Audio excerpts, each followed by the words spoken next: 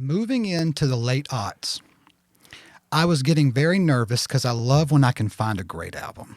And I don't know if iTunes and the singles driven market had kind of taken it away, but I was wondering, am I going to find a new artist with a great album?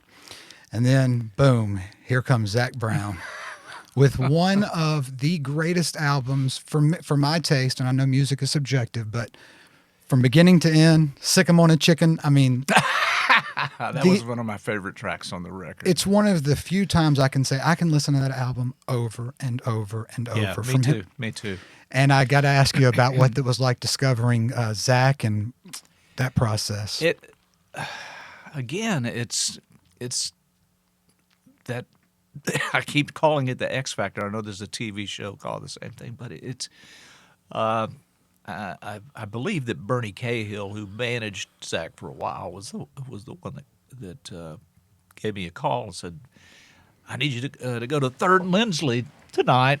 He goes, "There's an artist there that I don't think anybody else is going to get, but you need to go see it." And it was the Zac Brown Band. And so I walked in, I took a seat at a table right in front of the stage, and they start playing, and there was something coming off of Zac that was like, holy mackerel, there's something powerful here going on, and it's hitting me.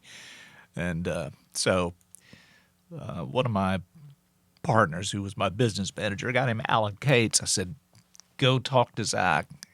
I want to do a record with him, see what he thinks. And so Zac said, let's sit down and talk.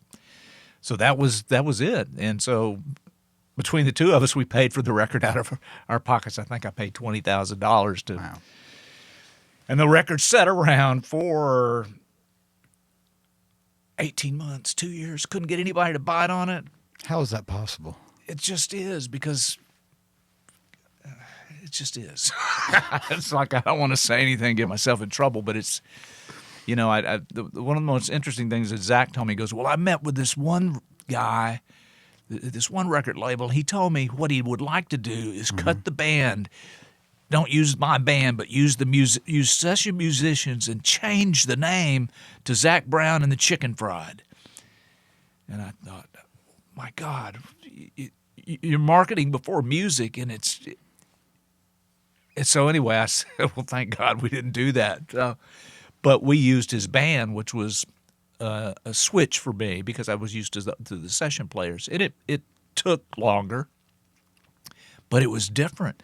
And it was worth using his band because they could go out there and recreate exactly what you were hearing when you listened to the music. So that one, at a time in my career when I just wasn't expecting that to happen, it happened. It came to me, and the music still stands and speaks for itself on that foundation record, that very first one. So, they did a great cover of Jolene, and Zac, the song "Free" is amazing. He does a live version of that where he mixes it with "Into the Mystic." Yeah, that's the way we cut it. Oh, did you? Yes, but we couldn't get clearance from the Van Morrison estate.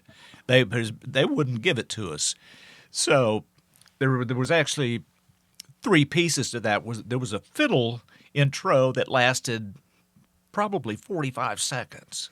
And then it goes into Free. Yes, sir. And then it breaks into the Mystic. So I had the only copy of that for a while, and he's been doing it in concert that way, but it finally has popped up at different places. But it was so powerful, it was like, holy crap, Zac, I said, you got it. He goes, well, we can't get permission to use it, so we had to just sit on it for a while. But wow, I didn't know y'all had cut it that way. I thought it was just his live version. That's amazing. no, we recorded it that way. I'll send you a copy. I would love to hear it. What about when you're sitting behind the board and they start tearing into Sick 'Em on a Chicken? Oh, man.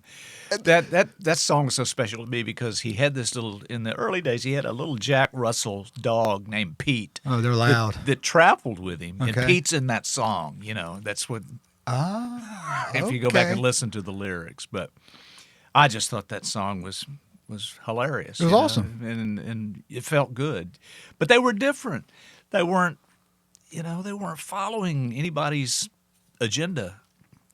And I find that the best music happens when that's allowed to become part of the process, that there's no strangling and manipulating going on. It's just you're just there. You do your thing. Thanks for watching this clip of Country Drive. To see more in the future, please hit like and subscribe.